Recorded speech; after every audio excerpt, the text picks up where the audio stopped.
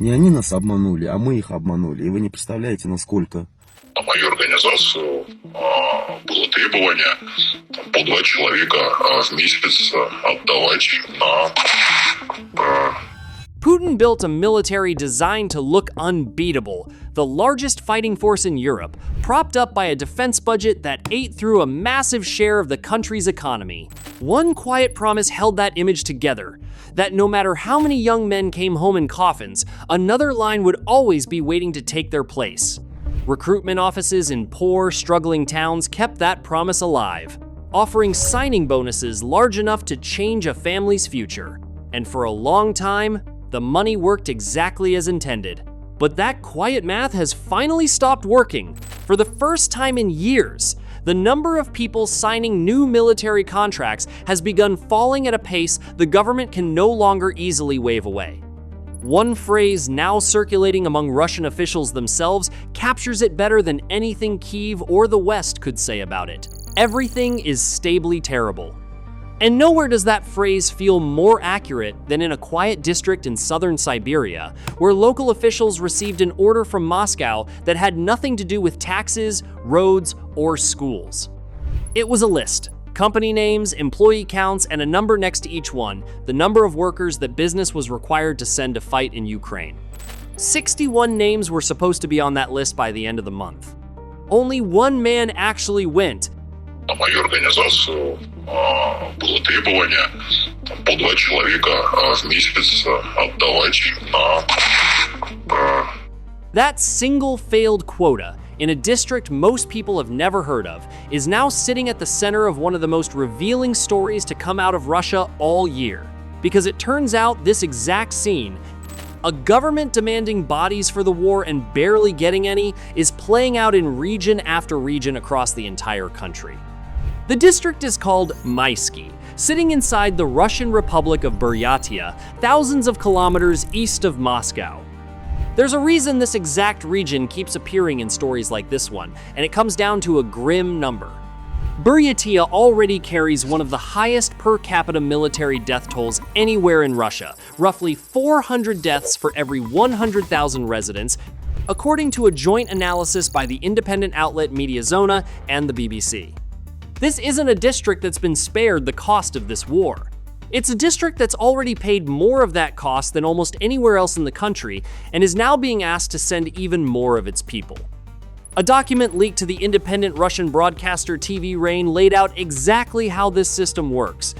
Local officials receive a target number from regional headquarters, and that number gets divided up among every business in the district, based on how many male employees each company has between the ages of 20 and 60. A source close to the Republic's own administration told the broadcaster something that should stop you in your tracks. Buryatia isn't a special case. This exact system is running the same way across the entire country. Businesses that don't want to hand over their own employees do have another option. They can pay their way out, signing a contract with a designated recruitment firm instead at a cost of 100,000 rubles, close to $1,300, for every worker they fail to provide. Even that buyout option doesn't spare everyone. The document specifically named the local district hospital as one of the institutions required to hand over staff to employees, even though the Buryatia was already dealing with a serious shortage of medical workers. So here's where the story actually unfolds. It doesn't start with tanks or a battlefield, but with a spreadsheet, a quota nobody in Moscow expected to fail this badly, and a number, one recruit out of 61, that tells you something is breaking inside Russia's war machine that money alone can no longer fix. To understand exactly how badly, you need to see what's happening far beyond this one small district in Russia's own capital. What's happening in Buryatia isn't an isolated local problem. The exact same collapse is showing up in the recruitment numbers coming out of Moscow itself. The city with more resources, more recruiters, and more money to spend than almost anywhere else in the country. In April 2026, Moscow sent 1,708 contract soldiers to the front. The following month, in May, that number dropped again, down to 1,378. A year earlier, those same 2 months had each produced roughly 2,700 recruits. That's close to 1,000 fewer soldiers every single month in the capital city, compared to the year before.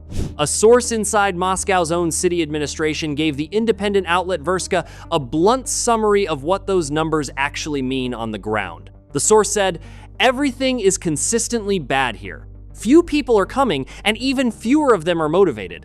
That same source added something worth sitting with. They said, Moscow is not even doing the worst by national standards. If the capital city is struggling this badly to find recruits, the picture in poorer, more rural regions across the country is even more severe. Here's the detail that should change how seriously you take these numbers. This isn't coming from Ukrainian intelligence, a Western government, or an opposition activist with an obvious reason to make Russia look weak. The figures come from a joint investigation by Verska and the investigative outlet Vazhny Istorii, built from Russia's own internal data and its own federal budget spending records. According to that investigation, nationwide recruitment fell by roughly 1/3 compared to the same period the year before. Not a rumor or a guess, but a number calculated directly from how much money Russia's own government was actually spending to pay recruiters, tracked and confirmed against the state's own budget records. A German researcher who has been closely tracking Russian military spending since 2022, Janis Klug, put a daily figure on the collapse. In the first months of 2026, roughly 800 people a day were signing military contracts across the entire country, the lowest daily rate in 3 years. Regional governments tried throwing more money at the problem, temporarily raising bonuses to push that daily number back up to around 1,000 people. Even that increase still left Russia bringing in fewer soldiers than it needs, and at a far higher cost per recruit than at any earlier point in this entire war. Put those two pictures side by side, one failed quota in a small Siberian district and a capital city bleeding nearly 1,000 recruits a month compared to last year, and a single, uncomfortable question starts to form. If Moscow itself, with every advantage available to it, cannot find enough volunteers anymore, what exactly is Russia's government actually doing to close that gap? To understand exactly how much Russia has already spent trying to solve this problem, you need to look at what's happened to recruiter pay over the past year. Regional governments hire private recruiters, ordinary people and companies paid to go out and force men to sign military contracts. Monthly spending on those recruiter payments more than doubled, climbing from 358 million rubles to 802 million rubles, according to figures calculated by Verska. At the federal level, Russia has spent at least 7.7 billion rubles total paying these civilian recruiters, and the signing bonuses offered directly to new recruits have climbed even higher. In the Rostov region, a new contract now comes with a bonus of 3 million rubles, close to $38,500. In parts of Ryazan, roadside billboards advertise bonuses as high as 6 million rubles, roughly $80,000, more money than most Russians will earn across several years of ordinary work. Despite all of that spending, the results kept moving in the wrong direction. Recruitment fell by roughly 20% in the first 3 months of 2026 compared to the same period the year before. Russia is now spending more money per soldier than at any earlier point in this entire war, and getting fewer recruits in return for every ruble spent. Money isn't the only tool Russia has leaned on either. Verska's investigation also documented recruitment campaigns disguising frontline combat roles as ordinary civilian jobs. Postings advertise openings for drivers, security guards, construction workers, and, in some of the most misleading listings, positions labeled simply as peacekeepers. Обманули нас с контрактами, и нас еще сейчас упрекают в том, что мы типа не хотим воевать. Вот я, да, не хочу, не стесняюсь. Before we move forward, please take a moment to subscribe if you are enjoying this in-depth analysis. A captured Russian soldier, Vladimir Parayev, signed a contract with the Russian Defense Ministry, believing he would be sent to do the construction work he had been promised. Instead, he was sent into an assault. Вот такая вот стройка, что меня отправили убивать людей. Граждане Российской Федерации, то, что вот эти вот объявления и где большая сумма денег, не ведитесь, как я. И то, что вам обещают, конкретно вы будете водителем или поваром, этого не будет. Запомните это. The men who are still signing up tell an even more troubling story once they actually reach the front. Verska's investigation included direct interviews with soldiers already serving. One of them put it plainly. He said, "The fools willing to go for money have run out." From here, it's either mobilization or a public admission of failure. Commanders describe the quality of new arrivals in stark terms. Some recruits are coming straight from prison, others pulled off the street with no military background at all. According to the same investigation, some of these men physically cannot carry standard combat gear, weighing around 20 kilograms, for any real distance. That shortage is now visible on the battlefield itself, not just in personnel spreadsheets. According to the Institute for the Study of War, Russian forces captured only 7.87% as much territory between December 2025 and May 2026 as they had captured during the same 6-month period 1 year earlier. In that same window, Russia didn't just slow down. It actually lost ground it had previously controlled, a net loss of roughly 281 square kilometers, even after accounting for whatever new territory its forces managed to seize.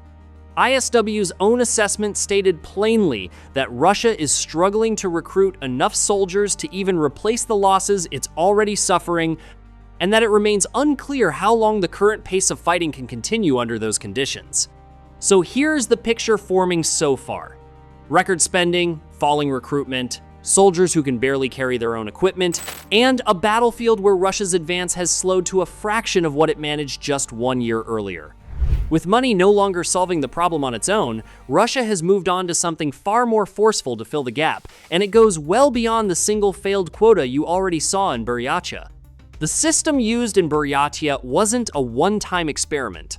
Officials in other Russian regions have used the exact same method, sometimes with even more specific and rigid targets. In the Ryazan region, the governor Pavel Malkov personally issued an order laying out recruitment quotas for local businesses, backed by fines of up to 1 million rubles for companies that fail to comply. In the Tula region, south of Moscow, local officials adopted a similarly structured plan. According to documented cases reviewed by the conflict intelligence team, the quotas scaled directly with company size. A business with 150 to 300 employees must supply 2 recruits. A business with 300 to 500 employees must supply 3. Any company with more than 500 employees is required to produce 5. A researcher who tracks these documents from the conflict intelligence team noted something worth paying attention to. Most regions that run this same system likely never make their orders public at all. Ryazan and Tula are simply the 2 cases where the paperwork happened to leak. When quotas like these fail to produce enough volunteers, Russia has now reached for a solution far outside its own workforce entirely. On the 5th of August 2026, a spokesperson for Ukraine's military intelligence agency, Andriy Chernyak, confirmed to Reuters that Russia is deploying a North Korean missile unit directly onto its own territory. According to Chernyak, roughly 90 North Korean personnel are being placed inside Russia's 112th Missile Brigade, based in the Voronezh region, located roughly 150 kilometers from the Ukrainian border. North Korea has already delivered an initial batch of 40 KN-23 and KN-24 ballistic missiles, along with the crews trained to operate them. The eventual plan, according to Chernyak, calls for 6 launchers and as many as 120 total missiles, with the exact final numbers to be settled during senior-level talks between Moscow and Pyongyang, scheduled for September 2026. These missiles are not sitting in storage somewhere waiting to be used someday. Chernyak confirmed that a KN-23 missile from this newest delivery was already fired during Russia's overnight attack on July 30th, the same missile that struck a private home in the village of Radushne near Kryvyi Rih, killing 6 people, including 3 children. Он должен был только пойти в садик, ему было 1,5 года. Очень любил музыку, очень веселый был. Первые минуты после родов, как взяла, обняла. Первые шаги, первое слово, все моменты запоминающиеся, они все будут всегда хранить. This isn't the first time North Korea has supplied Russia with this type of weapon either. According to Cherniak, North Korea delivered roughly 150 of these same missiles between late 2000 and 23 in August of last year.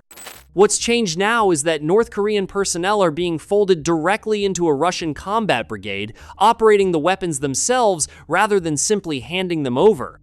And this may only be the beginning of a much larger arrangement. Ukrainian President Volodymyr Zelensky said last month that Moscow is seeking as many as 30,000 additional North Korean troops, and that Russia has reportedly been preparing facilities in the Voronezh region since June specifically to receive them. Voronezh itself was not chosen at random. The region sits along major rail and road connections, linking it directly to Belgorod, Rostov, and Kursk, the same border areas where North Korean troops have already been fighting in earlier stages of this war. So look at the full picture Russia has now assembled to make up for the recruits it can no longer find on its own. With money no longer working and a foreign country's soldiers operating actual weapon systems from inside Russian territory, a much bigger question has started circulating inside Russia's own government, whether the country needs to bring back full mobilization. According to reporting from Verska, and separately corroborated by Meduza, at least 8 sources working inside or close to Russia's presidential administration and security services have described exactly this discussion taking place. One of those sources oversees military recruitment at a Russian state corporation. Their description of what's already happening should tell you everything about how seriously this is being treated behind closed doors. They said preparatory measures for what will never officially be called mobilization have already been underway for several months. Another source, this one close to the ruling United Russia Party, described the mood at the top more bluntly. They said, "The situation at the front is dire. But the political risks of announcing another mobilization are just as obvious to everyone involved." That tension between a front line that badly needs more soldiers and a public that reacted with panic the last time mobilization was announced appears to be shaping the timing officials are quietly discussing.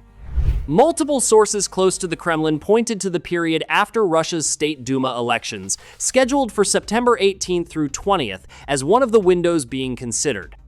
Publicly, Russian officials continue to reject all of this outright, describing any reporting on a new mobilization wave as enemy disinformation. Behind the scenes, according to these same sources, the groundwork keeps moving forward regardless of what's being said in front of a microphone. An analyst from the Institute for the Study of War, Katerina Stepanenko, offered a simple explanation for why Russia keeps escalating its pressure rather than stepping back. She told the Kyiv Independent, "As Russia finds itself in a more difficult financial position, it becomes more likely to turn to force in order to generate new recruits." The battlefield data backs up exactly that pattern. In April 2026, Russia recorded its first net loss of territory since Ukraine's incursion into Kursk. Back in August 2024, roughly 116 square kilometers slipping out of Russian control in a single month. Analysts at ISW noted that while some of that decline may reflect seasonal mud season conditions, the deeper issue is structural. Undermanned units running short on trained soldiers, facing a battlefield saturated with Ukrainian drones. All of this, the bonuses, the quotas, the foreign missile crews, the quiet mobilization planning, runs into one wall Russia has never found a way around.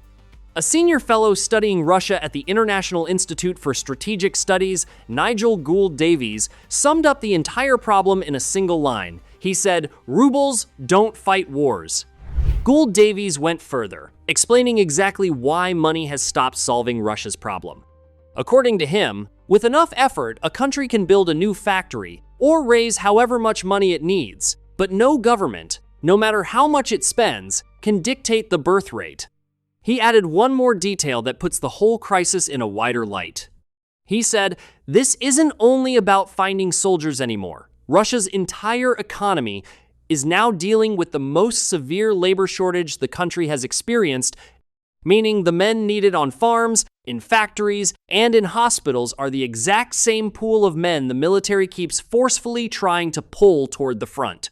The scale of what's already been lost helps explain why that shrinking pool matters so much. According to figures from Ukraine's own general staff, total Russian losses, killed and wounded combined, reached approximately 1,395,790 troops as of late June 2026.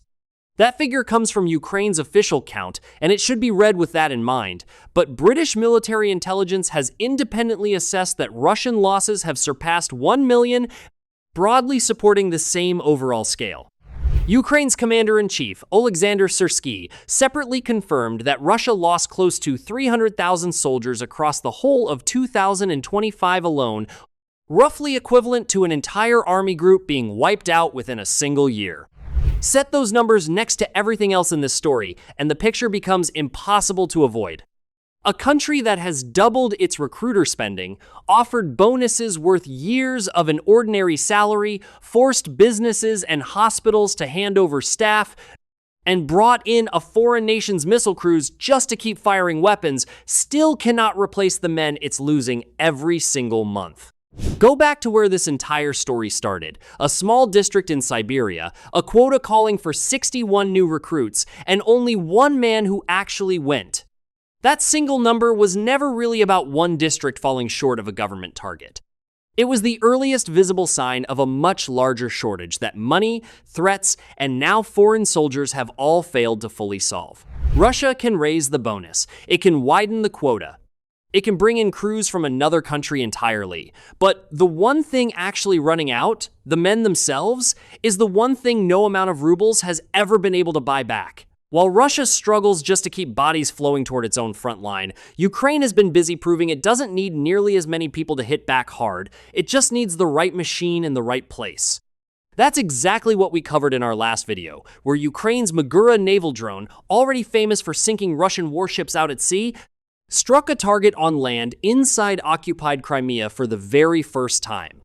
If today's story showed you a country running out of men willing to fight, our last video shows you the country on the other side of this war finding new ways to fight without risking a single soldier at all.